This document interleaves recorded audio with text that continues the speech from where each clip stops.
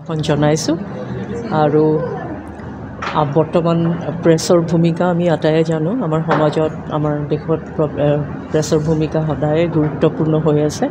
আৰু বৰ্তমান digital technology অহাৰ লগে লগে সাংবাদিকসকলৰ ভূমিকাৰো অকণমান পৰিৱৰ্তন হৈছে নতুন কিছুমান চেলেঞ্জেছ আহিছে কিছুমান সুবিধাও আহিছে কিছুমান অসুবিধাও আহিছে গতিকে আমি আশা কৰোঁ যাতে জাৰ্নেলিষ্টসকলে ৰিপৰ্টাৰ্ছসকলে সদায় তেওঁলোকৰ যিবিলাক বাতৰি প্ৰকাশ কৰে সেইবোৰৰ দ্বাৰা যাতে সমাজখনক সদায় আগবাঢ়ি যোৱাত সহায় কৰে থেংক ইউ মানে ভাল এটা ভাৱ নাইকিয়া হৈ গৈছে সেইদিনাখন সেই পৰিয়ালটোৰ কেনেকুৱা অৱস্থা হৈছিলে সিদিনাখনৰ সেই ঘটনাটো মাৰ যোৱাৰ পিছতেই আকৌ দুদিনমানৰ আগতে দেখা পালোঁ যে কৃষিমন্ত্ৰী অতুল বৰাৰ ওপৰত এটা বক্তব্য ৰাখিছে আৰু কৃষিমন্ত্ৰী অতুল বৰাৰ ফটোখন লগা হৈছে আমাৰ বিজেপি বিধায়ক অতুল বৰাৰ গতিকে আপুনি পাইছে চাগে পাইছে গতিকে এয়াই হৈছে আমাৰ পৰিৱৰ্তিত এটা ৰূপ আৰু শেহতীয়াকৈ আজি দুদিন পূৰ্বে যিটো ঘটনা ঘটিল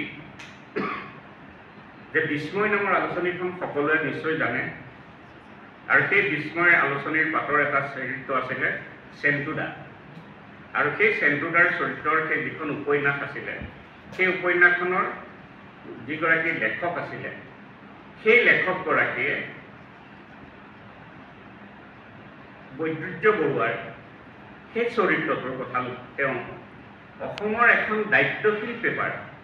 খবৰ কাগজ অসমীয়া খবৰ কাগজ সেই অসমীয়া খবৰ কাগজত কৰিলে কি সেই ব্যক্তিজনৰ মৃত্যু বুলি বাতৰি প্ৰকাশ কৰিলে অথচ মৃত্যু হৈছিলে বিস্ময় পাতৰ সেই চিন্তুদাৰ চৰিত্ৰৰ সেই ব্যক্তিজন গতিকে যেতিয়া সেই চিন্তুদাৰ মৃত্যুৰ কথাটো আহিল অসমৰ ইমূৰৰ পৰা সিমূৰলৈ এই বাতৰিটো প্ৰচাৰ হ'ল এতিয়া কওক যে এটা চৰিত্ৰক কেন্দ্ৰ কৰি যিটো বাতৰি পৰিৱেশন কৰা হ'ল সেই চৰিত্ৰটোৰহে মৃত্যু হৈছে কিন্তু সেই চৰিত্ৰটোৰ কাহিনীকাৰক যোনে লিখিছে তেওঁতো মৃত্যু হোৱা নাই সেই ব্যক্তিজনৰ মৃত্যু হ'ল বুলি এখন দায়িত্বশীল পেপাৰত অসমীয়া খবৰত সেই বাতৰিটো প্ৰকাশ কৰোঁতে তাত এডিটৰ আছিলে ছাব এডিটৰ আছিলে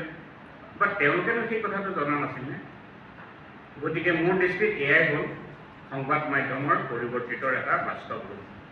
কিন্তু সঁচা কথা ক'বলৈ গ'লে এয়া আজি বৰ দুৰ্ভাগ্যৰ কথা যে এনেধৰণৰ পৰিৱৰ্তন আমি এটা পৰ্যায়ৰ পৰা আহি আমি দেখা পাইছোঁ যে অনাগত দিনত কি নহ'ব সেইটো আমি কল্পনাই কৰিব নোৱাৰোঁ কিন্তু ইয়াত কাৰোবাৰ ভুলৰ কাৰণে আজি আমাৰ প্ৰতিটো সাংবাদিকে কৈছে যে চামগুৰিত যি ঘটনা ঘটিছে তাতে সাংবাদিকসকলৰ নিৰাপত্তা নাইকিয়া হৈছে হয় হৈছে কিন্তু কাৰ ভুলৰ কাৰণে হৈছে দুই এজনৰ কাৰণে সেই ভুলটোৰ কাৰণে আজি আমি ভুক্তভোগী হ'ব হৈছোঁ গতিকে সেই কথাখিনি আজি আমি দায়িত্ব সহকাৰে আমি পালন কৰিব লাগিব যদি আমি দায়িত্ব সহকাৰে পালন কৰিব নোৱাৰোঁ তেতিয়াহ'লে এই বৃত্তিটোত থাকি জড়িত হৈ আমি কিমান দূৰ নিৰপেক্ষভাৱে আমি সাংবাদিকৰ স্বাধীনতাৰ কথা কোৱা হয় চৰকাৰীভাৱে ঘোষণা কৰা হয় কিন্তু আচলতে সাংবাদিকৰ স্বাধীনতা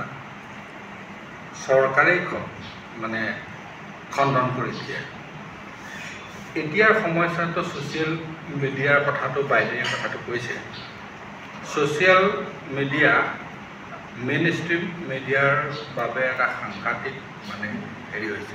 এইটো আচলতে বাইদেৱে কথাটো কৈ গৈছে মই খালি প্ৰসংগতহে ক'ম যে যিবিলাক উন্নত দেশ আছে সেই উন্নত দেশসমূহৰ কাৰণে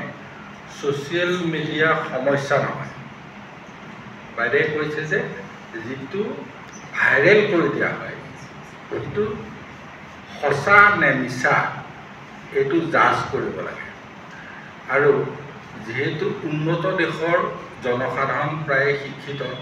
তেওঁলোকে জাজ কৰে সেইটো বিপদ তেওঁলোকৰ নহয় কিন্তু ভাৰতৰ মানুহৰ হাতত প্ৰত্যেকৰে হাতত মোবাইল আছে কিন্তু সেইটো সঁচা নে সত্যৰ ওপৰত প্ৰতিষ্ঠিত হয়নে নহয়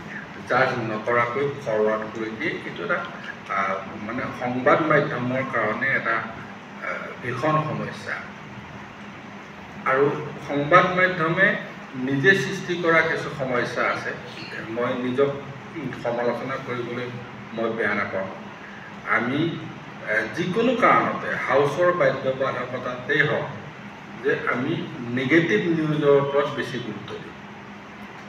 ভাল কাম হৈছে সেইটো প্ৰকাশ কৰাতকৈ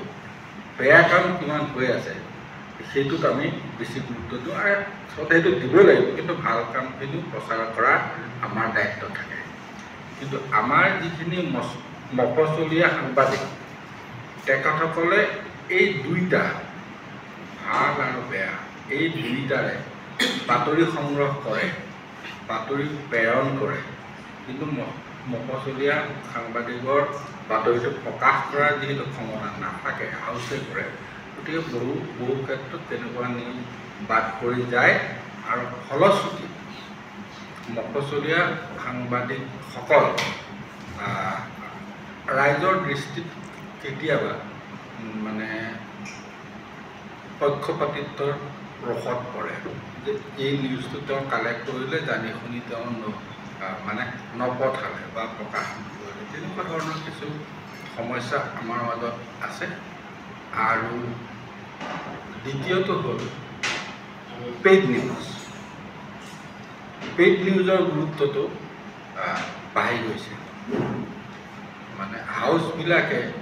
মানে অৰ্থ সৰ্বস্ব বাতৰি যিটোৰ পৰা